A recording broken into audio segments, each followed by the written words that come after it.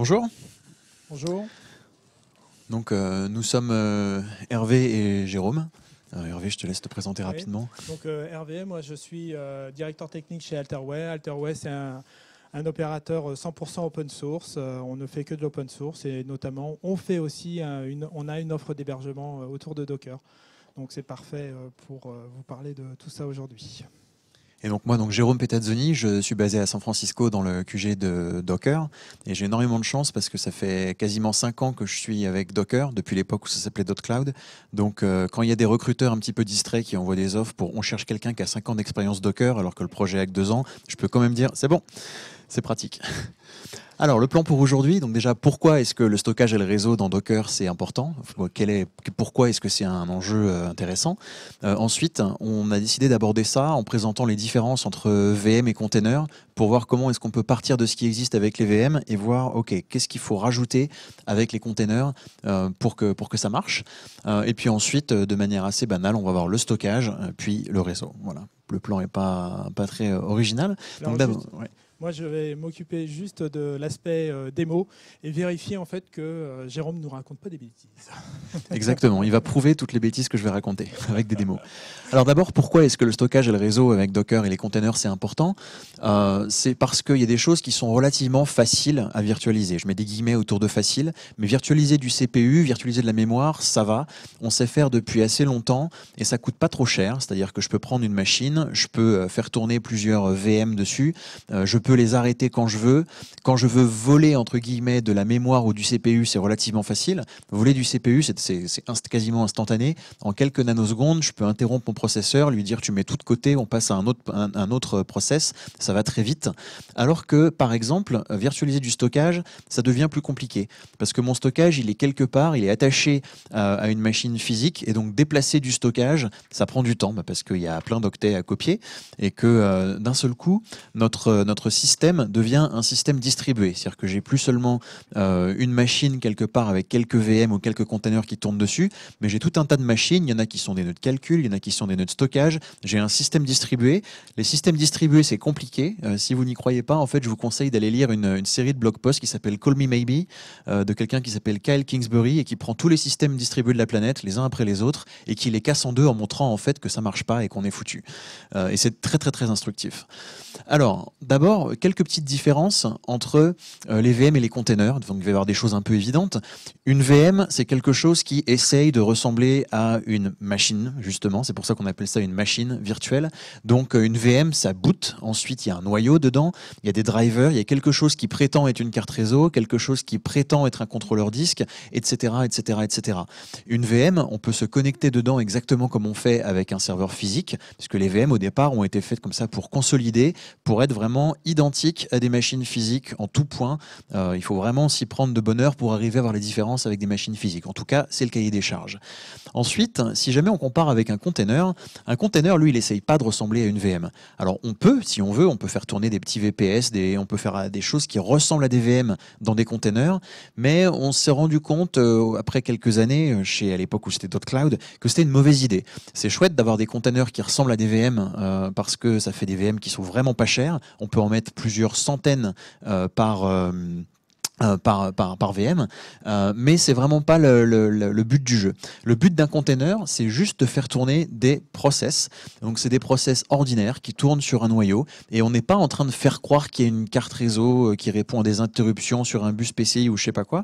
Non, on parle directement au kernel et on saute tout un tas de couches d'émulation qui en fait servent pas à grand chose quand ce qu'on veut faire, c'est faire tourner une application Java. Quand on veut faire tourner une application Java, savoir qu'il y a un contrôleur SCSI ou une carte NE2000, je sais pas quoi, c'est complètement hors sujet. Alors, si on fait une analogie, par exemple, avec la Java Virtual Machine, on m'a posé la question justement tout à l'heure, par exemple, mais je croyais que la JVM permettait déjà de faire tourner du code n'importe où, donc en quoi les containers c'est différent? C'est une question qui peut avoir l'air un peu bizarre au départ, pourquoi faire un parallèle entre la JVM et des containers? Mais en fait, est-ce que j'ai le petit tableau après? Non, c'est pas là. Mais si on faisait un petit comparatif, on pourrait dire que une machine virtuelle, ça fait tourner du code Intel à 64 bits dans un environnement environnement qui ressemble à une machine. Donc il y a une fausse carte réseau, il y a un faux contrôleur disque, etc. etc. Du Java, on va faire tourner du code qui est du bytecode Java. L'environnement qu'il y a autour, c'est la Java Virtual Machine avec toutes ces API, vous savez, java.net, .ceci, java.io, .cela. Et un container, ça va exécuter du bytecode Intel. Et l'interface avec le monde extérieur, c'est les syscalls du noyau Linux. Mais si on fait ce parallèle-là, c'est tout à fait valide. Et effectivement, la différence entre un container et la JVM, c'est qu'un container va pouvoir exécuter n'importe quelle application Linux au lieu de se limiter à des applications Java. Alors, je parlais de densité tout à l'heure. Normalement, les deux lignes qui sont là devraient apparaître pas immédiatement parce que c'est beaucoup plus rigolo si on fait un petit peu de participation d'audience. On a fait un challenge récemment pour demander aux gens combien vous allez arriver à lancer de containers sur un Raspberry Pi. Alors, on a pris un Raspberry Pi deuxième édition qui a 1 Go de RAM. C'est colossal, 1 Go de RAM. On peut faire tourner quasiment 2500 containers, 2499. Et en fait, ça, c'est parce c'est lié à des petits, quasiment des constantes, on pourrait dire, dans le démon Docker. En faisant des patchs minuscules dans Docker, ils sont passés à 2740 containers sur une machine qui a 1 Go de RAM. Essayez de faire tourner 2740 VM sur une machine qui a 1 Go de RAM. On pourrait demander à nos amis de Clever Cloud qui ont fait beaucoup de travail là-dessus. Je pense qu'ils pourraient s'en approcher beaucoup, mais c'est parce que c'est des ninjas de la question. Les gens ordinaires, je pense que dans 1 Go de RAM, arriver à une centaine de VM, déjà, on commence à avoir très mal. Donc 1 millier, on n'en parle même pas. Alors les performances, les containers sont souvent affichés comme ayant des performances un petit peu meilleures que les VM. C'est pas vraiment la performance du container en soi, c'est juste qu'on n'a pas toutes ces couches d'émulation en plus. On n'a pas l'émulation matérielle. Et puis surtout, quand je vais faire des accès réseau, quand je vais faire des accès disques depuis un container, je vais suivre exactement le même chemin de code que quand je ne suis pas dans un container. D'ailleurs, en réalité, si on regarde de près un serveur sous Linux aujourd'hui, quand il boot, même si on ne fait pas de container, on fait quand même du container parce que c'est comme si on était dans un container qui prend toute la machine en fait. Donc au niveau performance, si on s'y prend bien et qu'on règle bien tous les tunings, etc., on aura exactement les mêmes perfs dans du container et en dehors du container. En termes d'isolation, par contre, avantage côté VM, et ça c'est pas une grande découverte, c'est que la VM, elle parle avec le monde extérieur via un hyperviseur, donc qui est un petit peu comme un noyau, mais avec une surface beaucoup plus réduite. Et du coup, c'est beaucoup plus facile à sécuriser que le noyau Linux lui-même. Par exemple, VM hyperviseur, l'interface, donc c'est des hypercalls, il y en a une quarantaine, donc ça fait une quarantaine de points à sécuriser, alors qu'entre container et noyau, les syscalls, maintenant, il y en a plus de 300, et il y en a, en fait, c'est des vraies boîtes de Pandore. IOCTL, par exemple, en fait, ça veut dire le truc pour tous les syscalls qu'on n'a pas mis ailleurs, et il y en a, là, à nouveau, des dizaines, voire des centaines. C'est ce qui est utilisé pour régler, par exemple, la vitesse de sortie pour la carte son, ou enfin, tous les trucs qui rentrent pas dans les cases des autres syscalls. Donc ça veut dire que sortir d'une VM, ça va être beaucoup plus difficile que sortir d'un container. Cela dit, comme on l'a vu récemment avec les problèmes de sécurité Xen il y a quelques semaines, c'est pas non plus impossible. On est arrivé dans un monde où sortir des VM, on se dit mais tous les mois on va avoir des exploits comme ça qui vont permettre de casser les VM. Finalement, bien que les containers en théorie soient plus fragiles, la distance entre les deux est en train de l'inverse de se creuser, se remplir, se diminuer. Voilà. Ensuite, au niveau isolation, justement, il y a quelque chose qui là va jouer contre les VM, c'est l'isolation. Quand je veux communiquer d'une VM à l'autre, je suis obligé de passer par le réseau. Bon, bien sûr, des fois, il y a des mécanismes comme le Xenbus, etc., qui permettent d'avoir de la communication directe entre VM, mais à ma connaissance, le nombre de providers cloud qui permet d'utiliser ça est égal à 0. Donc, c'est des mécanismes qui existent, mais qui sont très théoriques. Donc, ça veut dire que quand on veut parler d'une VM à l'autre, on passe par toute une couche IP, on passe par les fameuses cartes réseau virtuelles, etc. Alors que côté container, on va être capable de partager des fichiers ou des répertoires, mais en direct, c'est-à-dire qu'on n'est pas en train de passer par un protocole réseau ou une émulation comme GuestFS ou Shared Folders avec la virtualisation de bureau. On peut partager vraiment un répertoire et y accéder en natif depuis plusieurs containers. On peut partager une socket Unix et donc avoir deux containers sur la même machine qui parlent au travers d'une socket Unix. On peut même partager des bouts de mémoire, tout simplement en ayant un répertoire partagé, en faisant un map, et puis hop, ça marche. Donc ça veut dire que les containers vont avoir des moyens de communication entre eux extrêmement rapides, aussi rapides en fait que des process tournant directement sur la même machine. Et ça permet, alors j'ai donné la traduction française, donc séparation des tâches opérationnelles. Donc cette espèce de gros buzzword là, ça veut dire qu'on va pouvoir avoir des développeurs qui vont mettre leur code dans un container. Je mets, ça peut être une appli Java, PHP, Python, Node, Go, etc., etc. Et ensuite, ce container ne sait pas exactement quel va être l'environnement réseau, l'environnement disque, etc., etc. C'est un container qui va tourner tel quel. Et ensuite, si au niveau réseau, moi je dis alors en fait ça, je vais devoir le connecter à un VPN ou je vais utiliser quelque chose de particulier pour connecter ce container à autre chose, je vais pouvoir lancer ce mécanisme réseau dans un autre container. Donc, j'ai pas besoin de toucher mon container applicatif, je ne le change pas d'un seul octet. En revanche, ces deux containers, je vais les faire tourner dans le même environnement réseau. Pour faire une espèce d'analogie, c'est comme si j'avais deux machines et en fait, elles ont la même carte réseau. Il y a une espèce de gros câble un peu magique entre les deux et boum, elles ont la même carte réseau. Donc, les deux machines peuvent communiquer en même temps sur le réseau, c'est magique. Et c'est exactement ce qui va se passer avec nos containers. Donc, ça permet de dire aux développeurs, vous vous occupez de l'appli et puis pour le déploiement, tu t'occupes de rien, je m'occupe de tout et je m'occupe de brancher donc les logs, les backups, la supervision, la connexion réseau, la service discovery, le failover, etc., etc., sans toucher à une seule ligne de code de l'appli. Alors, stockage, donc là on va parler un peu plus concrètement. Ça c'est le stockage comme on faisait il y a encore pas si longtemps que ça, 3400$ pour 10 mégas, ça fait rêver. Donc comment ça se passe dans le monde des VM et quand on veut faire du stockage? On a deux écoles, j'ai envie de dire deux églises parce que quand ils commencent à débattre entre eux, des fois c'est un petit peu c'est violent. C'est stockage local, stockage réseau. Il y a des gens qui disent il faut de toute façon que les VM tournent sur des disques locaux. Il ne faut pas qu'on fasse un accès à un SAN, un NAS, etc. parce que sinon c'est la catastrophe, etc. Et il y a des gens à l'inverse qui disent non, c'est mieux si on fait le stockage réseau. Alors voyons un petit peu les deux arguments. Si on stocke en local, l'avantage c'est que c'est simple.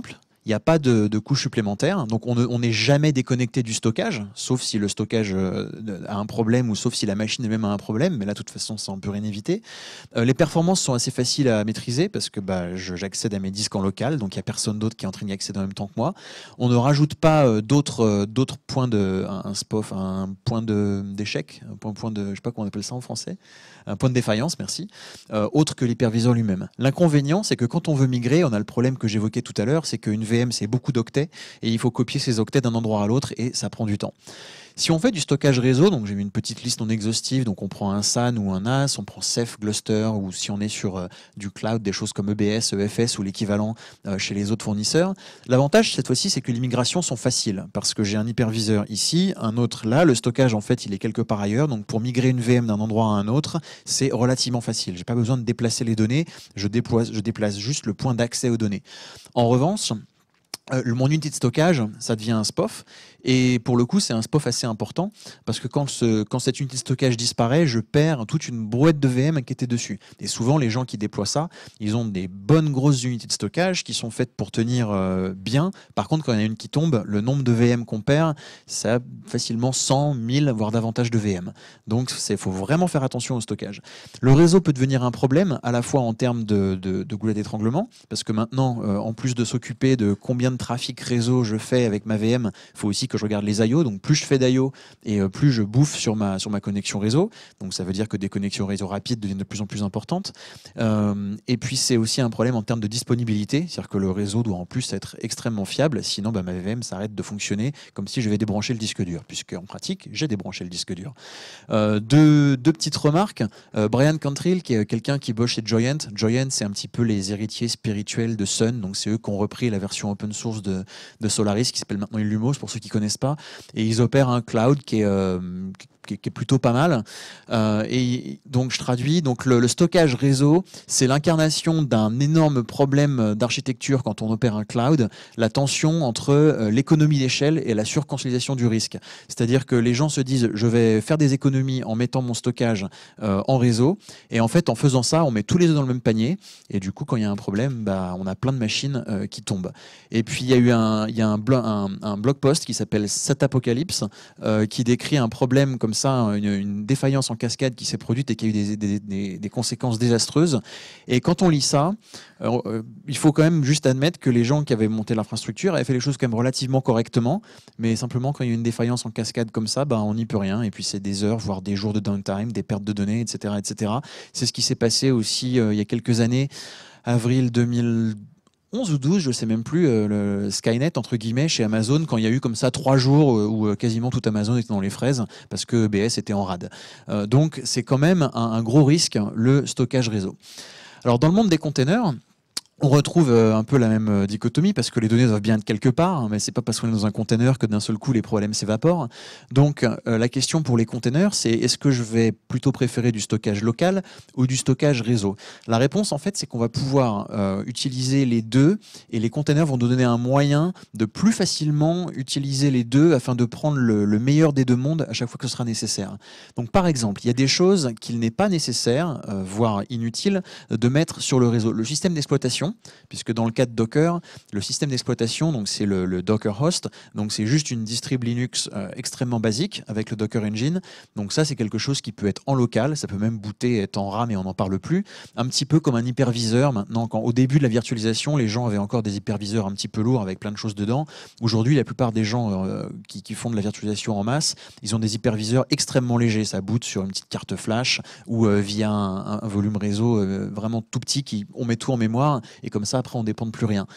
Et ce système d'exploitation peut être homogène sur l'ensemble du parc puisque c'est juste en gros quelque chose pour faire tourner le Docker Engine. Donc ça, on peut le mettre en local et avoir une espèce d'assise un peu solide. Autre chose qu'on peut garder en local, c'est les images des containers. Donc les images des containers, si jamais vous ne connaissez pas du tout l'écosystème Docker, c'est la partie lecture seule. Quand je lance un container, en fait je le lance depuis une image. Mon image, c'est mon modèle, et cette image, je ne la modifie jamais. En fait, quand je vais lancer un container, de manière conceptuelle, je prends cette image, j'en fais une copie et je travaille dans la copie. Donc l'image elle-même, elle n'est jamais modifiée. Donc elle, on peut la stocker en local, on a comme une espèce de cache locale, ça pose pas de problème. Même chose pour tout ce qui est fichiers temporaires, copie de travail, etc. Ensuite, de temps en temps, on utilise des volumes réseau quand en fait ce qui nous intéresse c'est de faire une migration. Par exemple, je dis bon, je vais passer de Postgres 9.3 à Postgres 9.4, donc je prépare mon serveur Postgres 9.4 pour faire ma mise à jour.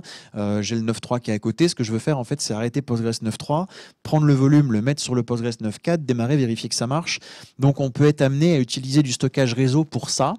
Et avec les containers, on n'a plus besoin de sortir l'artillerie lourde pour ce genre d'opération parce qu'il est facile d'avoir sur la même machine donc mon stockage Postgres en dessous, dans un répertoire quelque part, et puis ensuite mes containers, et de dire j'ai mon container Postgres 9.3, et au moment où je vais vouloir passer à la 9.4, bah, je passe juste mon container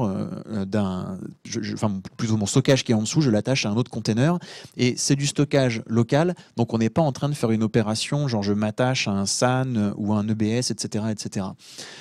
Ça permet aussi d'avoir des volumes partagés. Parfois, on utilise un serveur NFS juste pour partager des données entre plusieurs choses, que ce soit le serveur FTP pour mettre à jour le contenu et après le serveur web pour servir le contenu, si on se la fait vraiment old school.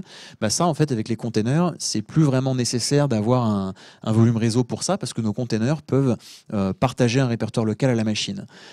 Et puis... voilà, donc les volumes réseau, un petit exemple donc, de comment ça marche. Donc Docker Run et puis ensuite -v. Donc ça va permettre de dire je veux que dans mon container, dans ma web app, /log, ce soit un volume. Donc ça veut dire à Docker, mon /log, là, au lieu d'être dans mon système de fichiers de container, il va correspondre à un répertoire potentiellement partageable sur mon autre Docker. Et après, je peux lancer un autre container, donc par exemple log collector, en disant réutilise les mêmes volumes. Donc j'ai mon volume là qui contient mes logs. Il est accédé par ma web app qui est écrit dedans. De l'autre côté, j'ai un collecteur de logs qui va lire ces fichiers et les envoyer vers le réseau. Et du coup, j'ai cette fameuse séparation opérationnelle dont je parlais tout à l'heure, où j'ai deux containers qui sont bien isolés, qui s'occupent chacun d'une chose, mais bien, et avec ce volume d'échange entre les deux. Voilà, donc pareil, les migrations dont je parlais plus tôt, donc, qui permettent encore une fois de faire ce passage d'un paquet de données d'un container à l'autre facilement sans avoir besoin obligatoirement de passer sur du stockage réseau. Alors les volumes distants, là aussi, par contre, des fois, ce qu'on veut, c'est vraiment stocker nos données donc, sur du volume réseau. Donc, par exemple, quand j'ai un service stateful, donc un service qui contient de l'état, donc en clair, une base de données, par exemple, et que je veux être capable de reprendre cette base de données en cas d'échec, en cas de défaillance, ça va m'intéresser de pouvoir stocker les données sur un SAN ou n'importe quoi de stockage externe pour me dire si je perds mon hyperviseur ou mon Docker Engine, j'en ai un autre qui peut prendre la main immédiatement. Donc, exactement exactement comme on faisait avant avec les VM. Donc ça, on peut le faire avec Docker, parce que quand on va créer un volume avec cette fameuse option "-v", on va être capable de dire mon répertoire varlib MySQL, là, je veux qu'il vienne de /mnt/db01 dans mon autre Docker. Et après, /mnt/db01, peut-être que c'est un montage NFS, peut-être que c'est un montage ISCSI sur un SAN, peut-être que c'est etc., etc., etc. Donc ça va nous permettre en gros de choisir, au lieu de faire un petit peu tout ou rien comme avec les VM, où très souvent avec les VM on va être quand même ou bien stockage local, stockage réseau. Là on va pouvoir dire il y a des choses que je vais mettre sur le stockage local pour avoir la meilleure disponibilité pour ces choses-là, et après les choses que vraiment je veux mettre sur le réseau, là je les mets sur le réseau. Et donc une fois qu'on est à ce modèle-là, ça serait quand même pratique si on pouvait automatiquement dire à Docker mon répertoire varlib MySQL là, plutôt que d'avoir moi-même à gérer à la main ce point de montage. C'est-à-dire que plutôt que de devoir, avant de lancer mon sur MySQL, de devoir faire monter mon NFS dans /mnt, ou alors faire les calls API pour faire apparaître mon volume EBS sur la machine, et ensuite monter le volume EBS dans mntdb01 et ensuite lancer mon container.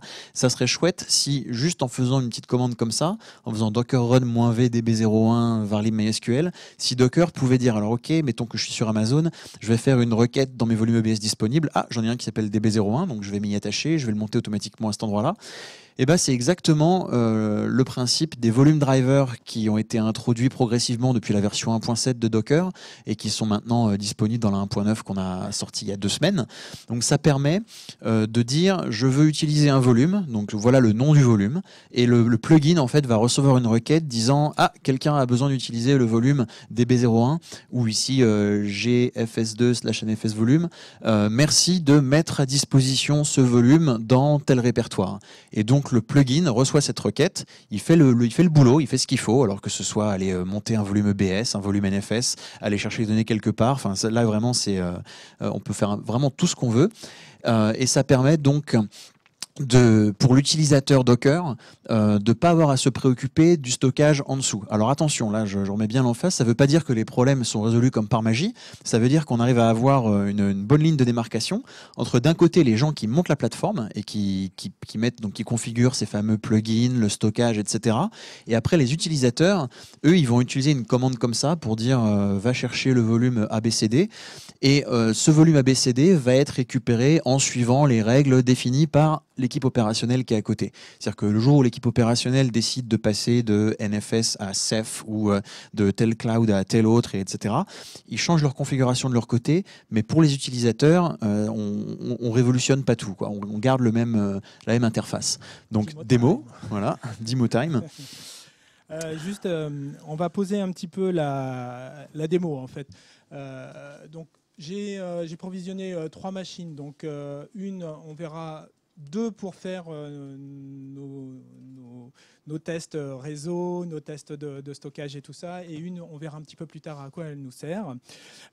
Ensuite, ces machines ont été toutes provisionnées par Docker. Ça marche pas? Je sais pas. Ouais. Attends, je vais prendre celle-là. Ouais. C'est bon, il dit que c'est bon. Elles ont été provisionnées par Docker Machine et on va les utiliser comme ça. Pour simplifier en fait la démonstration, en fait, j'ai créé en fait.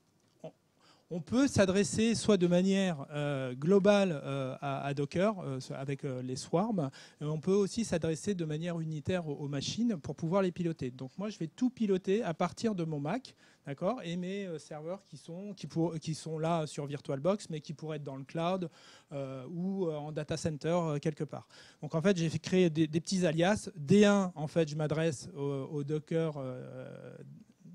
serveur de la machine 1, D2 sur la machine 2, et DS, je m'adresse à au cluster de machines qui va me distribuer en fait mes ordres sur toutes les machines Docker. D'accord? Donc ça, c'est pour poser le contexte. Ensuite, comme l'a dit Jérôme, en fait, les volumes en fait sont une feature premium depuis la 1.8 expérimentale, et donc maintenant on est capable directement par l'API d'interagir avec les volumes. Donc en fait on peut très bien faire par exemple D1, donc là c'est comme si je faisais Docker volume, ls, donc je demande à lister les volumes. Donc là, j'ai tout un tas de volumes, d'accord, qui sont listés. Donc vous voyez, c'est pas forcément hyper simple de lire ce qu'on voit, parce qu'en fait, c'est que des hash. Donc en fait, l'idée, c'est d'utiliser D1, volume create. Alors, je suis super fort. Voilà, name, et puis on va l'appeler pos. D'accord. Donc là, j'ai créé un volume pos. Si je refais maintenant volume ls, eh bien, je vais le retrouver ici. D'accord. Voilà. Donc en fait, ça c'est parfait parce que ça va nous permettre en fait d'adresser facilement, de créer des volumes.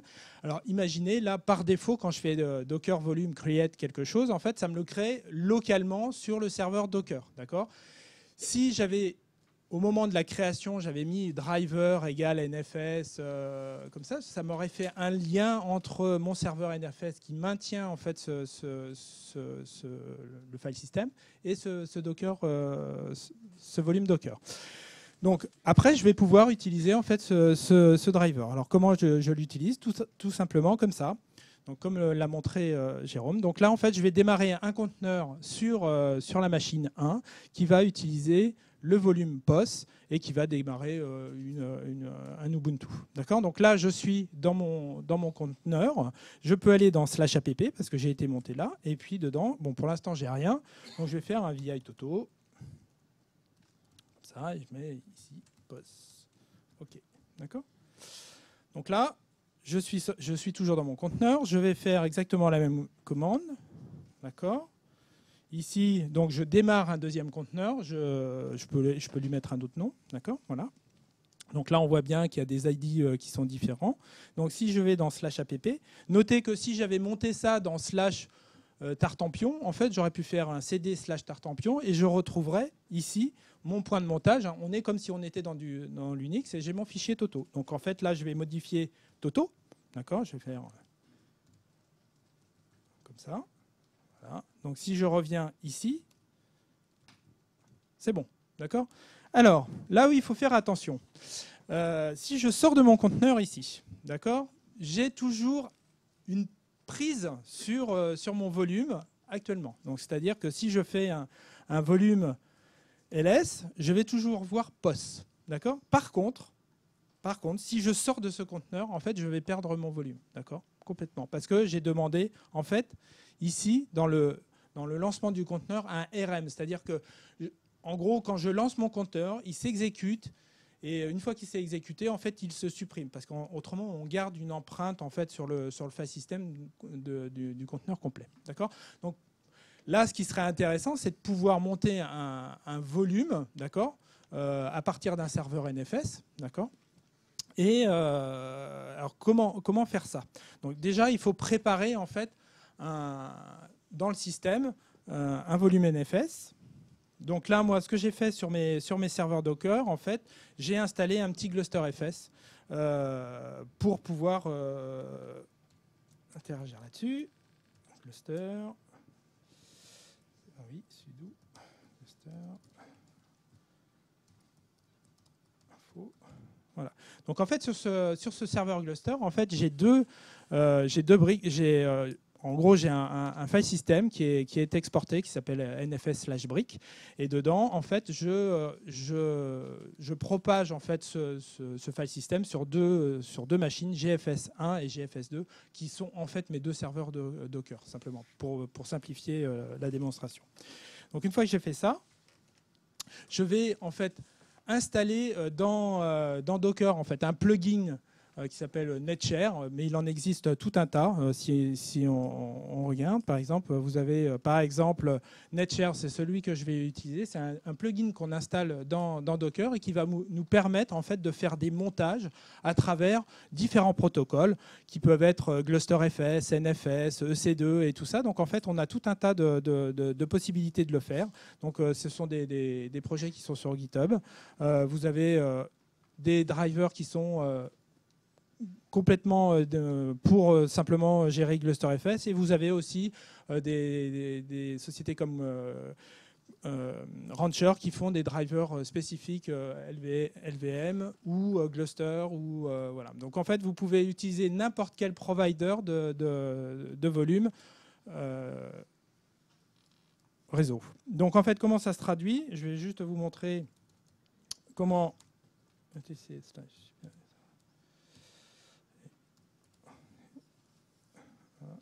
Donc là, j'en ai deux. Je peux démarrer autant de drivers que je veux. Une conf driver NetShare, par exemple. En fait, je vais simplement je vais lancer mon plugin ici. Je vais lui dire le protocole qu'il va utiliser, NFS dans ce cas-là, et je veux simplement travailler en V3. D'accord ? Et à partir de là, eh bien, c'est fini. Je vais pouvoir utiliser en fait directement les points de montage que, par exemple, mon serveur Gluster me propose. Donc ici, j'ai un volume qui s'appelle NFS volume, et j'ai un autre qui est /NFS. Donc si je veux le lancer, on va voir comment ça marche. Je vais revenir là-dessus. Je prends les. Hop, désolé parce que les commandes sont un tout petit peu longues. Voilà. Donc en fait, c'est ce que vous avez dans la présentation. Donc voilà. Donc comment on fait ? On lance comme ça. Si je vais dans /app ici, /app, ok. Donc en fait là, on voit que j'ai monté quelque chose qui a des datas dedans. D'accord ? Donc je peux faire exactement la même chose sur ça. Donc, sur D2. Hop, je vais sur mon volume. Excusez-moi. Je n'ai pas mon clavier. Donc là, je vais aller sur le Docker 2, d'accord, comme ça.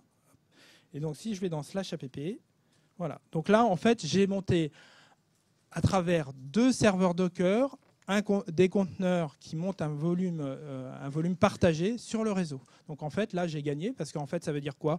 Je vais pouvoir mettre mes assets d'images sur des volumes partagés, alors que mes données volatiles d'application seront directement sur mon conteneur qui va faire sur mon serveur Docker qui va faire tourner mon conteneur. D'accord ? Voilà. Voilà pour la démo réseau. Stockage, pardon. Je reviens à la suite. Donc le gros intérêt en fait avec ça, c'est que quand je suis développeur, mes volumes, je vais les utiliser normalement. J'ai pas besoin de savoir que derrière il va y avoir, même quand je travaille en dev en local, j'ai pas tout le setup Gluster, etc., etc. J'ai des volumes complètement ordinaires et ça juste marche. Et c'est après quand on va passer en prod qu'on va rajouter ces noms de volumes là. Mais les commandes que je vais taper, que je vais lancer pour lancer mon application, vont être les mêmes. Et il y a de l'intégration avec Compose pour ceux qui connaissent Compose, de manière à ce que de la même manière que je fais Docker Compose up en dev, je puisse faire Docker Compose up en prod et que ça aille injecter les bonnes informations de volume où il faut. Alors, récap. Donc, les volumes dans Docker sont maintenant des objets de première classe, entre guillemets. C'est-à-dire qu'au début, dans Docker, il n'y avait que les containers et les images et basta. Maintenant, il y a aussi les volumes. Donc, je peux faire Docker volume, lister les volumes, en créer, les gérer, etc., etc. Ils peuvent être créés indépendamment des containers. Pour ceux qui connaissent le pattern de data container, les volumes, en fait, ça permet de s'en débarrasser et d'avoir un truc un peu plus propre. Voilà. Et puis donc, il y a une quantité de drivers disponibles. Il y a même des volumes plugins un petit peu particuliers. Par exemple, Kiwiz, qui est un système qui permet d'avoir des credentials, des trucs secrets, et de les exposer via un volume. Donc, ça correspondra pas à du stockage sur un serveur NFS ou autre, etc.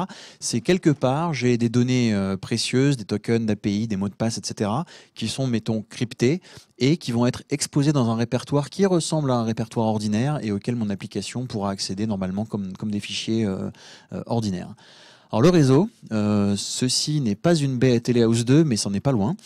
Donc, dans le monde des VM, il y a plusieurs approches. Donc là, j'ai mis un petit peu un petit patchwork de ce qu'on peut faire quand on veut avoir des VM et puis communiquer avec le monde extérieur. On peut avoir un adressage public direct. Donc, ma VM, elle a une interface ETH0 avec une adresse IP publique et puis voilà. Ça peut être de l'adressage public, mais avec des interfaces ou adresses flottantes. C'est-à-dire que ça me permet d'aller remapper une adresse IP pour faire du failover ou des choses comme ça. Ça peut aussi être un adressage interne, donc sur des classes d'adresse IP 192.168, 10 points quelque chose, 172.16 à 31, et ensuite du NAT et du filtrage maison, ce qui a l'air horriblement compliqué, mais c'est comme ça que marche C2, pas de bol. Et puis souvent, il faut rajouter un load balancer qui va être opéré par le fournisseur, et les petites lignes là, ça dit qu'il y a quand même une espèce d'ombre au tableau dans cette histoire, c'est que je connais aucun opérateur à ce jour qui permet de faire tourner son propre load balancer dans des bonnes conditions. C'est-à-dire que si je suis sur Amazon, je vais devoir utiliser un ELB. Si jamais je veux faire tourner mon propre load balancer, en théorie, je pourrais utiliser une adresse IP élastique et puis la remapper, sauf que en cas de grosse catastrophe, l'API sera pas disponible, donc je pourrais pas remapper mon adresse, donc c'est foutu. Donc voilà, c'est pour dire qu'au niveau VM, c'est pas nickel. Donc pour le trafic interne, il y a aussi plusieurs approches. Alors déjà, il y a l'approche rien du tout, c'est-à-dire que mes VM, ils ont juste une adresse IP publique qu'on utilise pour la communication. Je peux avoir un réseau interne partagé niveau 3. Donc ça, c'est ce qui se passe par exemple chez Digital Ocean, où il y a une deuxième carte réseau qui est sur un réseau interne, mais qui est partagé entre tous les clients. Ou alors, on peut avoir un réseau privé niveau 3. Voire niveau 2. Donc là, c'est que moi, en tant que client, j'ai mon propre réseau qui va être ou bien niveau IP ou bien niveau Ethernet. L'avantage d'un réseau privé Ethernet étant qu'on va pouvoir faire du broadcast ou du multicast et pas mal se simplifier la vie pour tout un tas de problématiques de service discovery, par exemple. Alors, côté opérateur, parce que là, je montrais un peu le côté surface en tant qu'utilisateur, consommateur d'IaaS. Maintenant, si je suis côté opérateur, j'ai plein de technos pour implémenter tous ces réseaux virtuels et compagnie. J'ai des VLAN, je peux faire du Q-in-Q, donc du VLAN dans du VLAN, Trill, VNI, VNT, MPLS, VPLS, VXLAN, enfin tout un tas d'acronymes imprononçables. Alors, comment ça se passe dans le monde des containers ? On aurait pu avoir une adresse IP publique par container. Ça aurait été top, parce que comme ça, on aurait pu se connecter directement à nos containers. Ça aurait été génial. Par contre, ça aurait été un petit peu consommateur en adresse IP. Ça aurait marché il y a une douzaine d'années, parce qu'à l'époque, les gens s'occupaient pas trop de l'épuisement des adresses IP. Aujourd'hui, notre problème, c'est ça. Il n'y a plus d'adresse IP, c'est fini, c'est foutu. Donc, on peut plus se permettre de donner une adresse IP publique par container. Et donc, on est obligé de passer à l'IPv6, sauf que comme personne ne veut y aller, on est obligé d'utiliser une autre solution qui est beaucoup plus dégueulasse, qui est d'utiliser du NAT. Donc, de dire, j'ai une machine qui a une adresse IP publique, et puis je vais mettre des choses derrière. Donc, ces choses, ça peut être les machines à la maison, derrière le routeur ADSL. Ça peut être les containers derrière le Docker Engine, du NAT. Alors, avantage, c'est que ça marche partout. On n'a pas besoin de déployer des protocoles avec des acronymes qui font mal aux mâchoires. L'inconvénient, c'est les performances, parce qu'on rajoute une couche. Donc, en général, le port mapping, ça va passer par de l'IP table. Ensuite, il y a un Linux Bridge. Donc, quand on veut vraiment de la perf, donc quand on parle de remplir 4 interfaces d'IG parce qu'on stream de la vidéo, ça peut être un peu plus difficile. Ça nécessite aussi, quand on veut se connecter à un service, au lieu de juste donner l'adresse IP, donner l'adresse et le port. C'est-à-dire qu'au lieu de dire je me connecte à Postgres, et puis ça va être le port par défaut, donc 5432. Il faut que je dise je me connecte à Docker Machine 54-22 sur le port 10708, parce que le port 5432, il n'y en a qu'un seul. Donc du coup, si j'ai plusieurs serveurs Postgres sur la machine, je suis obligé de les mettre sur des ports différents. Donc le DNS, qui était avant quand même une méthode très pratique pour faire de la discovery, ne suffit plus. C'est problématique aussi pour certains systèmes distribués qui veulent communiquer sur des plages de ports, ou bien qui s'obstinent à communiquer leurs adresses IP pour dire coucou, rappelle-moi sur l'adresse IP 172.17, etc. Apparemment, les gens qui ont conçu ça n'ont jamais suivi un cours de réseau, parce que sinon, ils sauraient que le NAT, c'est quand même quelque chose qui existe depuis les années 90 et que ça aurait été bien d'y penser. Donc, du coup, il y a des cas où le port mapping, ça suffit pas. Donc, du coup, la deuxième solution, c'est d'utiliser des polyhortes en plastique à des tortues. C'est la couche réseau en fait, de Docker qui existe depuis un petit moment, mais qui fait partie aussi des nouveautés de la 1.9. Alors, pardon, qui était dans Docker expérimental depuis des mois et des mois, mais qui vient d'arriver dans Docker stable, donc dans la 1.9.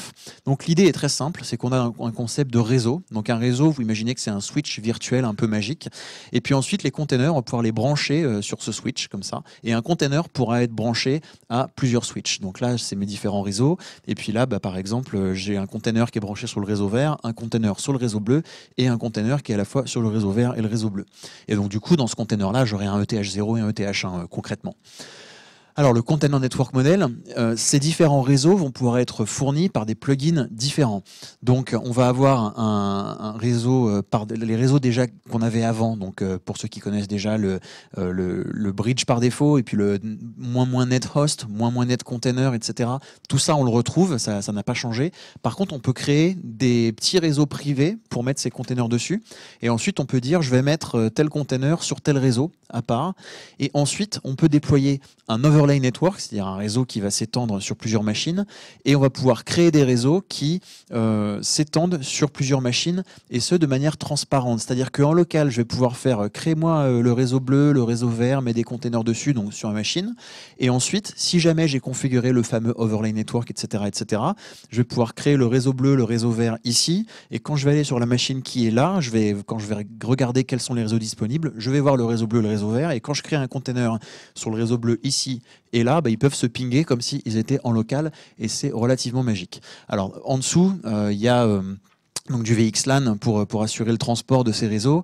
Alors ça justement, donc c'est le schéma donc pour la démo que Hervé va faire, où le overlay network s'appuie entre autres sur Consul, qui est un système de stockage clé-valeur, qui, pour faire très bref, Consul va garder trace de quel container est sur quelle machine. Comme ça, quand j'ai un paquet qui va vers un container, ou bien moi je suis le Docker Engine ici, et puis j'ai un paquet réseau qui va vers un container, ou bien le container est chez moi, donc je peux l'envoyer directement au container, ou bien le container n'est pas chez moi, et je contacte Consul pour savoir quel est le Docker Engine qui a ce container-là et envoyer le paquet au bon endroit. Voilà. Et si on avait du broadcast ou du multicast, on n'aurait pas besoin de Consul parce qu'on pourrait juste jeter le paquet en l'air et attendre que la machine qui a le container le rattrape et le route correctement. Alors, ouais. Alors, on va faire vite parce qu'on n'a plus trop de temps. Donc, ce que je vais faire, je vais créer un réseau d'overlay, tout simplement en faisant Docker network hop, ls. Donc là, je vais, pardon, D1. Excusez-moi. Voilà, donc là, on a tous nos networks et on voit les drivers qui sont associés. Donc là, en fait, ce que je vais faire un D1 network. Comment? Ouais. Attends, en fait, ça me jette le truc là. Network create. Moins D, le driver, un driver overlay, et on l'appelle POS. D'accord? Donc là, j'ai créé ça. Si je vais sur le deuxième serveur, je pourrais même le faire ici, D2 network ls. Donc là, je vois bien en fait que mon réseau POS a été créé et qu'il a été propagé notamment par le système de clé-valeur sur l'intégralité des hosts. D'accord? Bon, je ne vous montre pas, mais il y a une configuration à mettre dans les Docker hosts pour pouvoir dire que les membres le serveur Docker est membre d'un cluster complet. Voilà. Donc après, j'ai juste à faire Docker run, par exemple, -ti, -rm, -name. Alors ça, c'est important, comme ça. -name c1, -net égale POS. Donc on a un mécanisme là, comme il a nommé le container C1, automatiquement ça va mettre le container dans une liste qui fait qu'on va pouvoir faire ping C1 depuis l'autre. Désolé, je spoil. Hein. Qu'est-ce que j'ai fait comme bêtise? Un seul tiret là pour moins TI. Sûr? Faut mettre, t'as mis moins TI au lieu de moins TI. Ah, oui. Avant. Voilà. Merci. C'est pour ça que le pair programming ça marche en fait. Voilà. Et donc, je vais me mettre sur la CTRL D.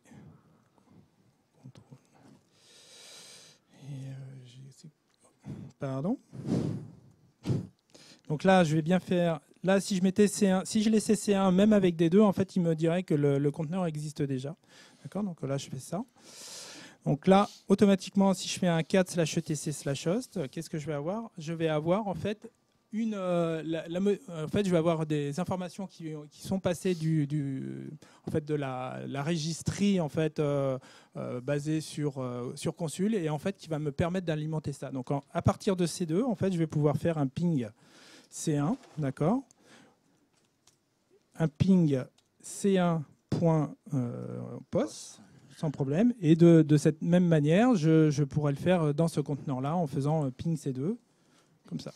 Donc là, en fait, on a résolu en fait le principal, à mon sens, problème majeur au départ de Docker, c'est une communication simple inter-conteneur et inter-serveur. Voilà.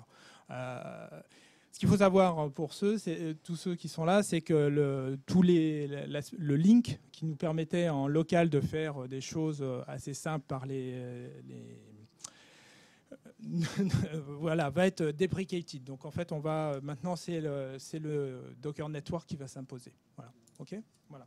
Donc si vous souhaitez avoir toutes les démos que vous avez vues, parce que normalement c'est un petit peu plus riche que ça, on monte carrément une stack lamp avec la base de données répartie sur un serveur Docker, le PHP et FPM sur un autre. Vous pouvez retrouver toutes ces démos sur GitHub. Donc, je vous invite à aller les chercher et récupérer la présentation qui donne tous les liens. Voilà. Merci. Hop, hop. Voilà. Donc voilà, conclusion encore une fois, cette fameuse séparation des tâches. Je suis développeur, je bosse en local, j'utilise des volumes, j'utilise des réseaux. Donc je crée des volumes, je crée des réseaux qui Alors un volume en fait c'est un répertoire local, un réseau c'est un bridge local, donc c'est pas compliqué. Et après je suis opérateur de tout ça.